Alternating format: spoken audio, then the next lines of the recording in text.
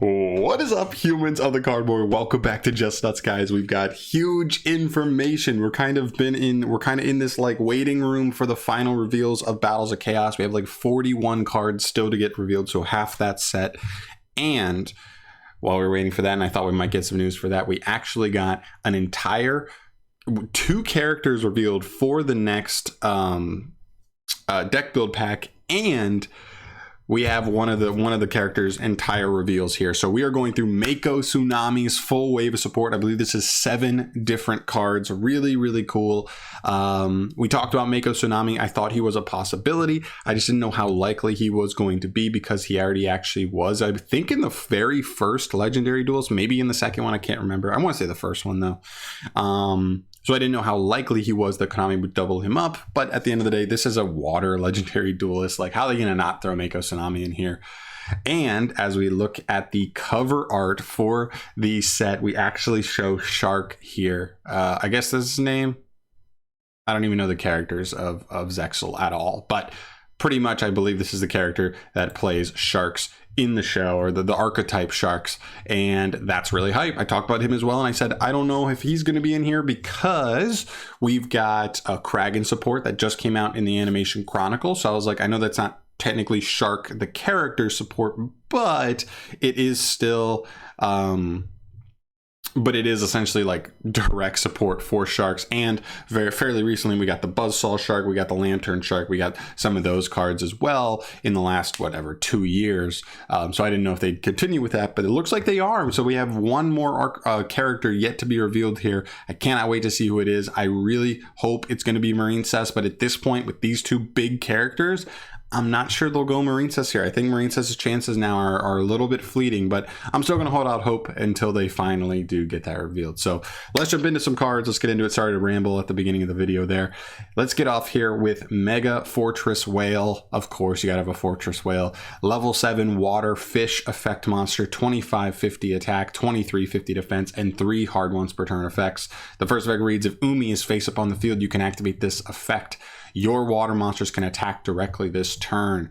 That's actually kind of crazy because it literally is just all water monsters, no restrictions on like what can and can't attack. So if you literally could just put 8k on board, you could just activate this effect. This includes him, by the way. So actually, aside from him, you only need to put what, 5450 on the field and just go activate with UMI on the field and go bang, bang, bang, bang. OTK. Interesting. Second effect, during your opponent's battle phase, you can target one face-up monster they control, destroy it. Why, Konami? Why did you have to make it battle phase? This literally just could have been during your opponent's turn, like Dryden. But they had to make this much worse. It's not the worst effect ever, but most competent decks are going to be able to remove this in the main phase and aren't even going to give you a chance to use this in battle, which kind of sucks. And the third effect, if this card on the field is destroyed by battle or card effect, you can take 1 warrior water monster from your deck or graveyard and either add it to your hand or special summon it. That's very interesting. I'm assuming that's mainly for pulling out your legendary fisherman, but who knows? Maybe there's some other good like random generic water warriors that actually could fit in here. Oh, you could pull Aqua Dolphin, I think. Is Aqua Dolphin an aqua or a warrior? I think it's a warrior. That's pretty interesting actually. So kind of cool. Also, this will trigger if it's destroyed by your opponent or you. So there could be some synergy there, but pretty cool. Pretty cool card for MAKO TSUNAMI. Next up here, we have Doom Kraken. I love it that he gets like Kraken cards. So cool.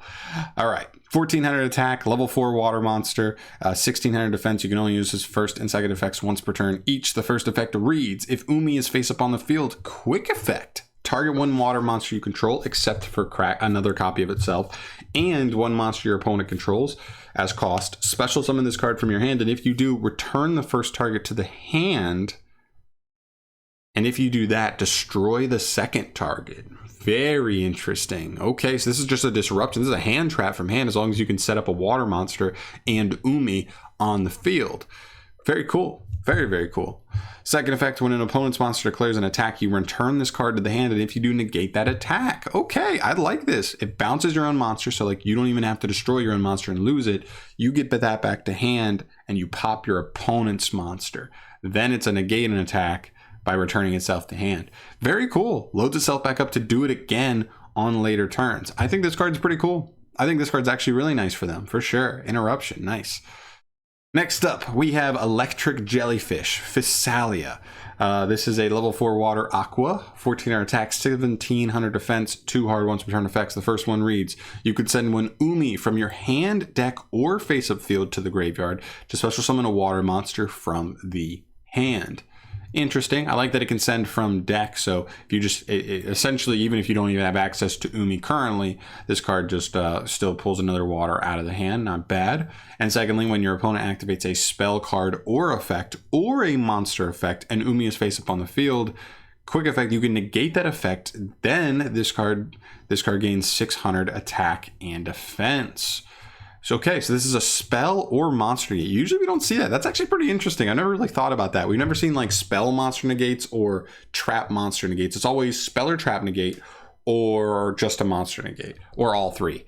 Interesting though. That's pretty cool. So I like that, like if you ended with UMI on the field, this card on field, and this in the hand, you would have a spell monster negate. Then you'd have a Dryden effect, and that, in which case it loads this card back into the hand, and then if your opponent attacks, this will load back into the hand as well.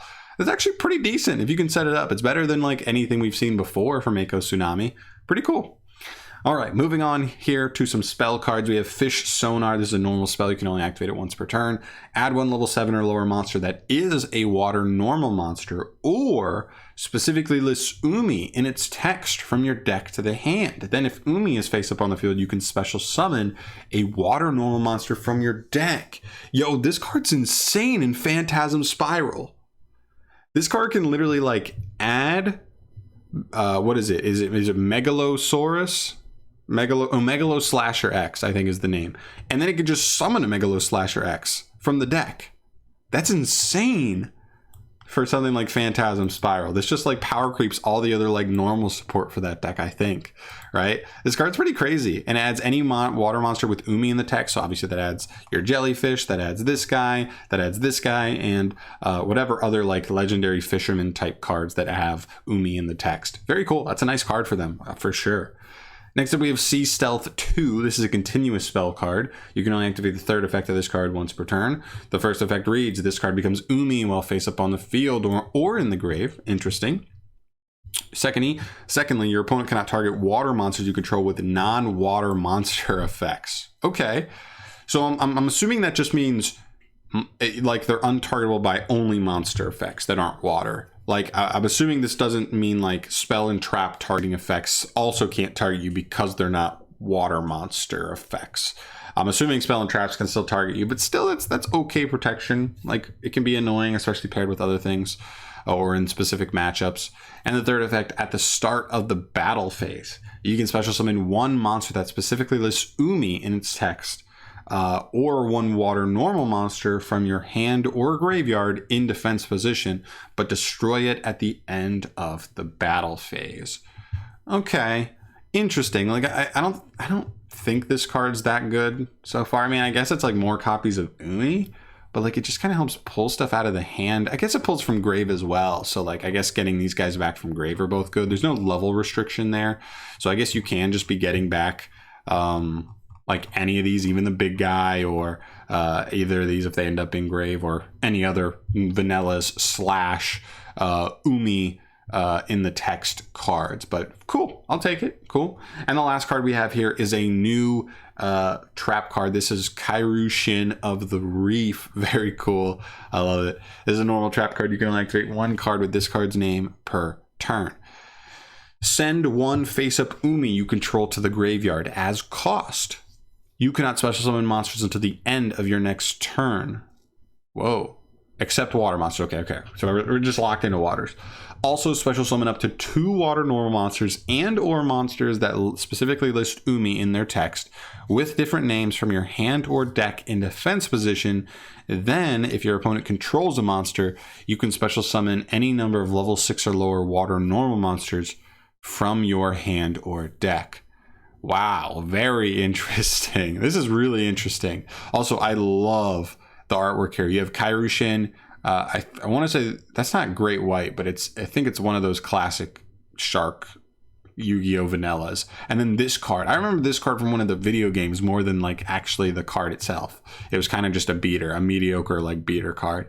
But anyway, not bad. This card gets you like insane amounts of value, right? You summon 2 monsters with UMI in their text. Doesn't negate them, it just summons them in defense. Then if your opponent also controls a monster, which this is a trap, so you're setting it into a board, your opponent would probably have a monster when you're activating this. Summon any number of vanillas. That's interesting. The problem is like, how much does that actually do as far as disruption?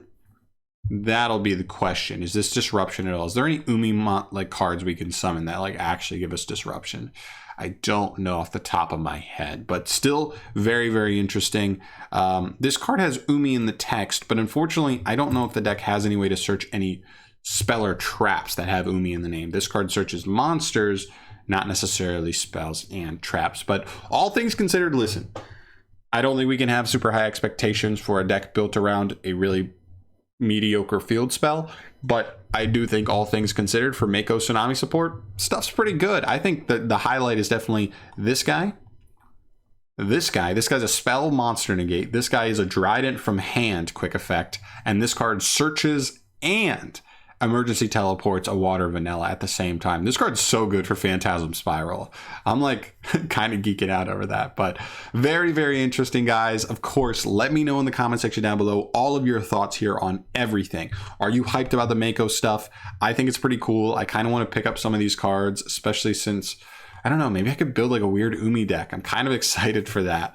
Also, let me know about if you're hyped for the new Shark support and what you're hoping that third archetype is going to end up being, or third character that ends up being put into here is. I'm still holding out for Marine Cess, but if that's the cover, I think if they had a cover, they would have put something Marine Cess on it if it was one of the archetypes. So I don't know. We will see. Let me know your thoughts down below. I love you. Thank you so much for watching as always. Subscribe if you haven't, all that stuff. I will see you in the next one. Peace.